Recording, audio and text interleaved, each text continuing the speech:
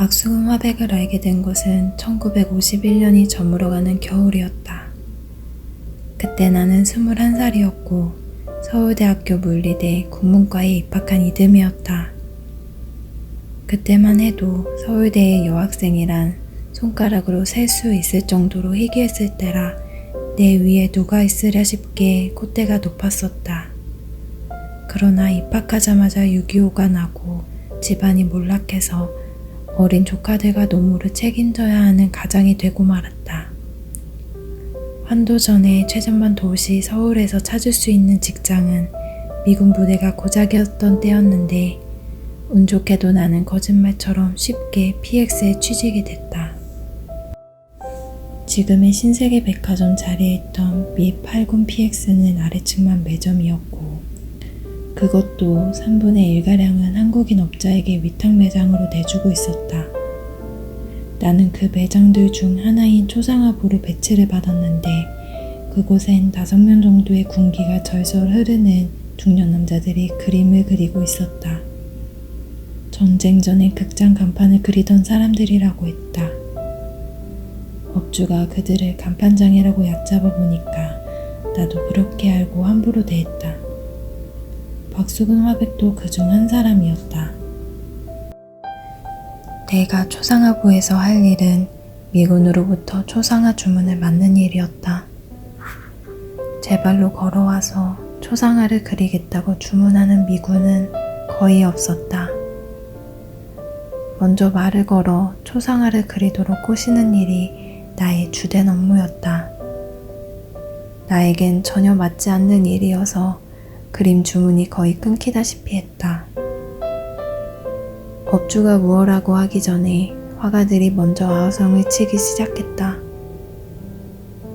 나는 월급제였지만 그들은 작업량에 따라 일주일에 한 번씩 그림 삭스를 타가게 되어 있었던 것이다. 그런데 화가들이 나에게 불평을 할 때도 박수근은 거기 동조하는 일이 없었다. 남보다 몸집은 크지만 무진 착해 보이고 말수가 적어서 소 같은 인상이었다. 그러나 그 바닥은 결코 착하고 점잖은 사람을 알아볼 만한 곳이 아니었다. 나부터도 그랬다. 말문이 열리고 또 어느 정도 뻔뻔스러워지기도 해서 되먹지 않은 용어로 미군에게 수작을 걸 수 있게 되고 차츰 그림 주문도 늘어날 무렵부터 나는 화가들에게 아나무인으로 굴기 시작했다. 내 덕에 먹고 산다는 교만한 마음이 그들을 한껏 무시하고 구박하게 했다. 나에겐 아버지뻘 되는 40, 50대의 어른인데도 나는 그들을 김씨, 이씨하고 마치 부리는 아랫사람 대하듯이 마구 불러댔다. 그도 물론 박씨에 지나지 않았다. 나는 이제 더는 전락할 수 없을 만큼 밑바닥까지 전락했다 생각했고 그런 불행감에 거의 도취해 있었다. 그러던 어느 날 박수근이 두툼한 화집 한 권 옆구리에 끼고 출근을 했다. 나는 속으로 꼴값하고 있네. 옆구리에 화집 낀다고 간판장이가 화가 될 줄 아나 하고 비웃었다. 그때 그가 화집을 펴들고 나에게로 왔다. 망설이는 듯 수줍은 미소를 띠고 마치 선생님에게 칭찬받기를 갈망하는 초등학교 학생처럼 천진무구한 얼굴이었다.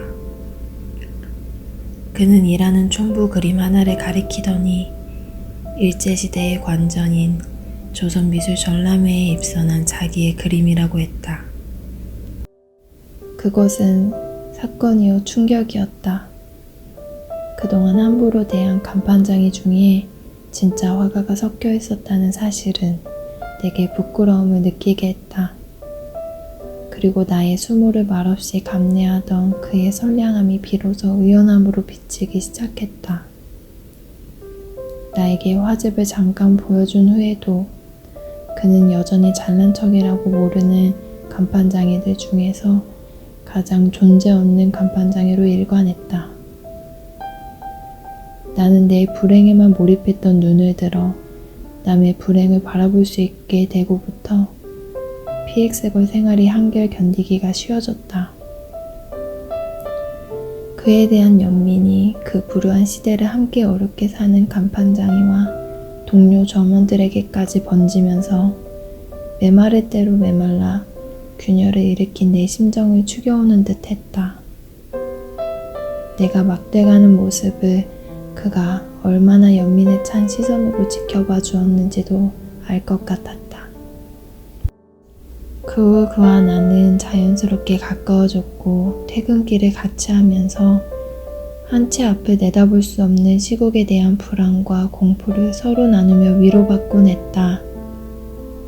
나는 휴전이 되기 전에 결혼해서 PX골 생활을 청산했고 그는 휴전 후 정부가 환도하면서 PX가 용산으로 옮겨간 후까지도 초상화 그리는 일을 한 걸로 알고 있다. 내가 비교적 평탄한 결혼 생활을 하면서 많은 아이를 낳아 기르느라 문학의 소식과는 담을 쌓고 사는 사이에 그는 조금씩 유명해졌지만 여전히 그림만으로는 생활이 안 될 때 백내장으로 고생하다가 타계한 걸 전해 들었다. 신문 문화면에 난 그의 유작전 소식에 마음먹고 찾아간 미술관에서 나는 나무와 여인이라는 작은 소품 앞을 오랫동안 떠나지 못했다. 그건 작지만 보석처럼 빛나며 내 눈을 끌어당겼다. 그는 왜 꽃피거나 이 무성한 나무를 그리지 못하고 한결같이 입떨군 나무만 그렸을까? 하나같이 머리에 뭔가를 이고 있지 않으면 아이라도 업고 있는 여인들이 바쁘게 지나가는 길목마다 나목이 서 있다. 조금만 더 견디렴, 곧 봄이 오리니 하는 위로처럼. 그와 내가 한 직장에서 보낸 그의 겨울, 같이 퇴근하던 폐허의 서울 거리에도 나목이 된 가로수는 서 있었다. 내 황폐한 마음엔 마냥 춥고 살벌하게 보이던 겨울나무가 그의 눈엔 어찌 그리 늠름하고도 숨쉬듯이 정겹게 비춰졌을까.